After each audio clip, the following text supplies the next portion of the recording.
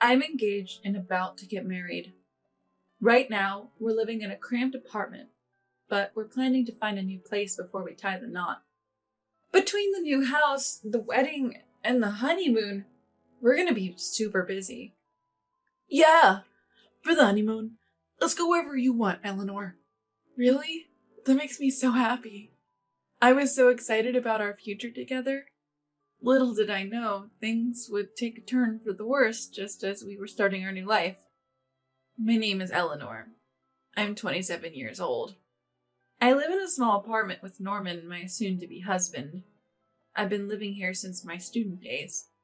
Since we moved in together, we've been talking about finding a proper place to live once we're married. Now that we're engaged and we're busy preparing for the wedding and house hunting at the same time. Today we went to a real estate agency to look at properties. And to our surprise, Norman's parents, Jed and Stella, were there waiting for us. Jed, Stella, why are you here? Jed and Stella happily responded to my question. Norman invited us. He wants us to take a look too, right, Dad? Yeah, I can't wait to see where you and Norman will be living, Eleanor. Okay.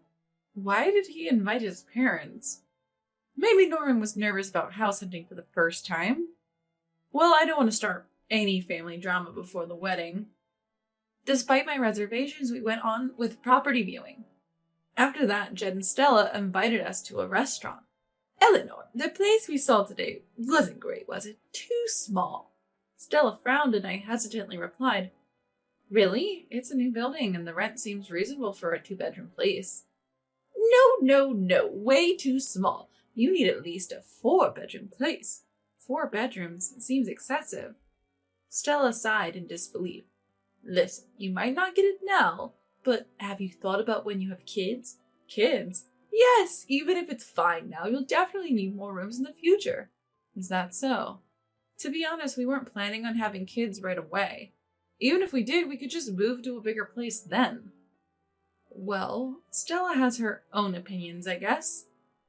I decided not to dwell on it. A few days later, Jed and Stella joined us again for another property viewing. After looking at several places, we went to eat. Then Stella said something unbelievable. I can't wait to live with you all. What? Live together? Seeing my shocked face, Norman quickly said, No, Eleanor, she's talking about the future. But Stella, it didn't sound like that. Anyway, don't worry about it, Eleanor. Mom, don't say weird stuff. You're making Eleanor uncomfortable. As he scolded her, Stella gave a creepy smile and said, Sorry, okay? Whether it was sooner or later, I never promised to live with his family in the first place. To be honest, I don't want to live with them at all. It's not just about living together. The real issue is his brother and sister. Eldon, my brother-in-law, and Nora, my sister-in-law, are both unbelievably unemployed.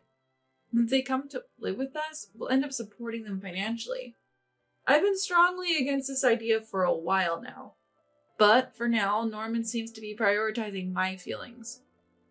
Even if Stella says she wants to live together, he would probably say no. I trusted Norman.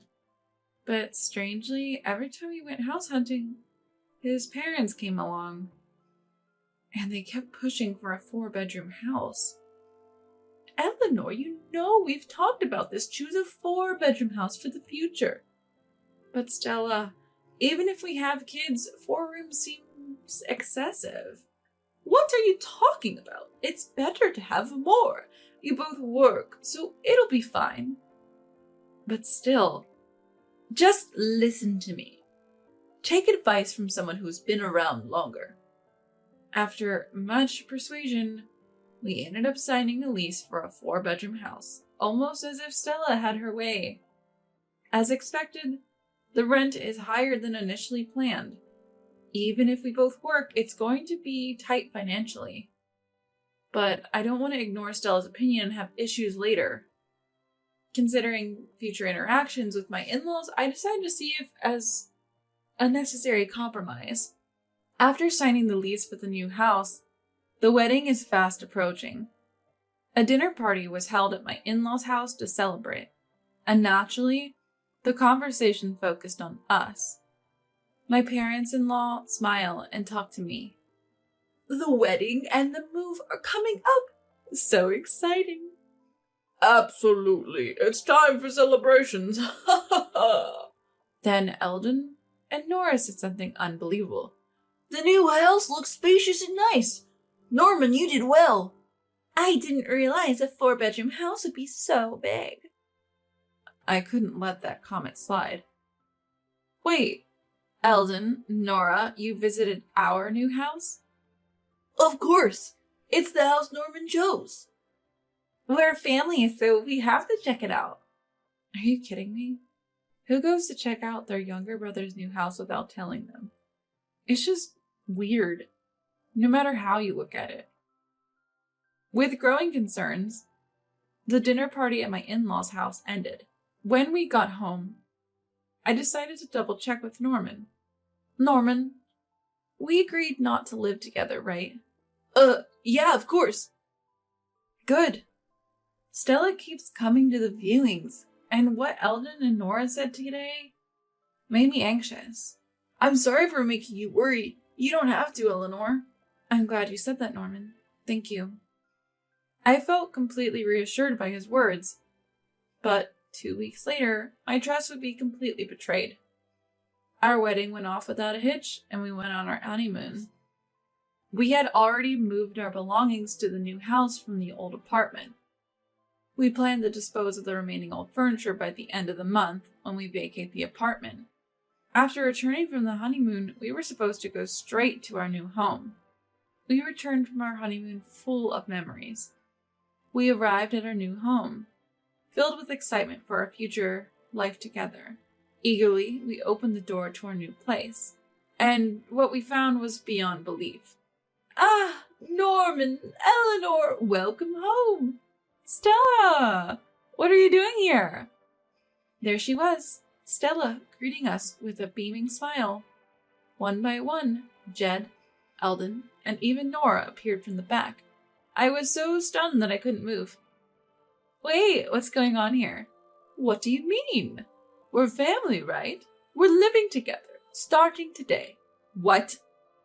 Stella's outrageous statement left me utterly confused. Hold on a second. What's happening? Why are they in our new home? Living together? All 6 of us in a 4-bedroom house? There aren't enough rooms. The in-laws feel at home in our new home. As I looked around, I saw that the house was already filled with their belongings. Stella spoke again, still smiling. Eleanor, let's get along, shall we? Wait, what do you mean, get along? I don't understand. What's not to understand? Living together was decided a long time ago after discussing it with Norman. What? With Norman? I glanced at my husband, who awkwardly looked away. You've got to be kidding me. He promised we wouldn't live together. He conspired with Stella behind my back. Barely containing my anger, I calmly told Stella, I wasn't informed about this, and besides, there aren't enough rooms for 6 people. 1 room for you and Norman, 1 for your father and me, and 1 each for your brother and sister. That's plenty. Who decided on this room arrangement? And Eldon and Nora get their own rooms? This is beyond audacious. I can't just suddenly live with you all. Stella responded nonchalantly. What are you talking about? You're working too, so it's fine. We were thinking you could support us all. Wait, support you?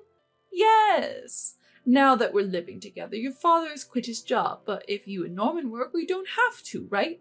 We're counting on you. What? Unemployed, Eldon and Nora, housewife Stella, and now retired Jed? They expect us to support all of them. This has to be a joke. I glared at my husband again, who by now had brazenly settled into the sofa. I checked the other rooms, and they were filled with unfamiliar belongings. Our stuff was crammed into the smallest room in the house. I can't believe he'd do this behind my back. Neither my deceitful husband nor my intrusive in-laws will get away with this.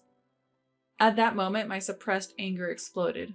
I packed as much as I could into my carry-on and headed for the door. My husband noticed my actions and yelled from behind, Hey, wait! Eleanor, where are you going with all that luggage? "Where am I going?" "Back to our old apartment." Why? Our married life starts today. "Are you kidding me? Live in this house? Are you out of your mind?" Confused, my husband tried to reason with me. Eleanor, this is your home too. We just got married. Let's just calm down. Calm down? After lying to me about not living together? All I wanted was a happy married life with you. Now I feel deceived. A relationship built on lies and lack of communication is not marriage. But Hearing our argument, Stella intervened. Now, Eleanor, calm down. Living together is a good thing. We can share household chores, and when you have kids, we can help take care of them. Share chores? Take care of kids? Are you serious? Of course, the more the merrier, right? Merry. More like noisy, lacking privacy, and costly.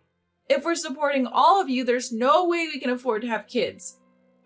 Stella's face turned red at my blunt response. How dare you talk to your mother-in-law like that? We're offering to live with you. I didn't ask for this. And in this situation, not only can we not have kids, but we can't even live a normal married life, and you expect us to support all of you? That's beyond good for nothing. I didn't get married to support a bunch of freeloaders. What? How dare you complain? From my perspective, living with in-laws is far from a blessing. It's a nightmare. I can't live here. I want a divorce. a divorce? I reiterated my decision to my stunned husband. Yes, a divorce.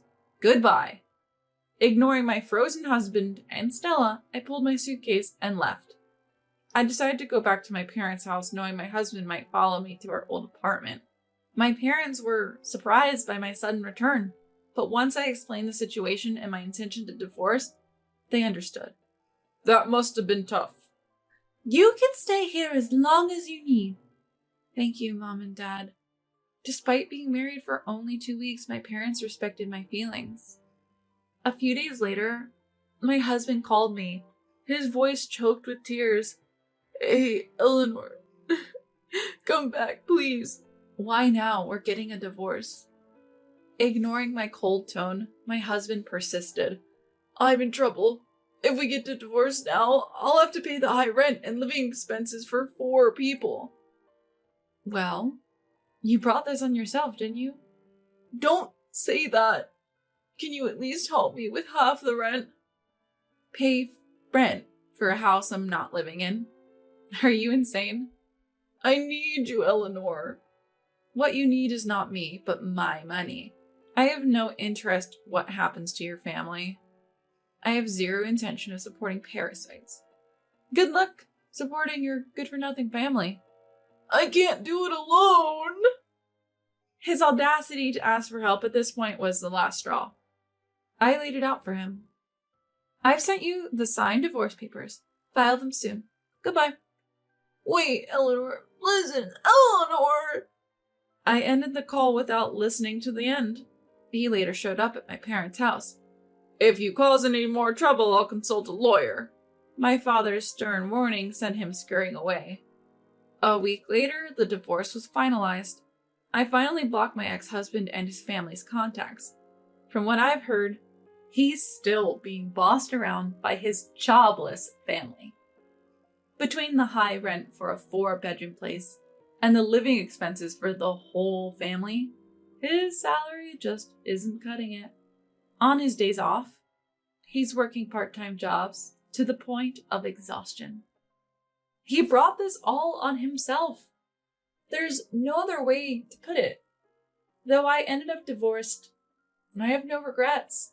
I realized early on how toxic that family was and got out. Just thinking about what would have happened if I'd stayed gives me the chills. I'm so glad I got away from that arrogant family. From now on, I'll strive to be better at judging people.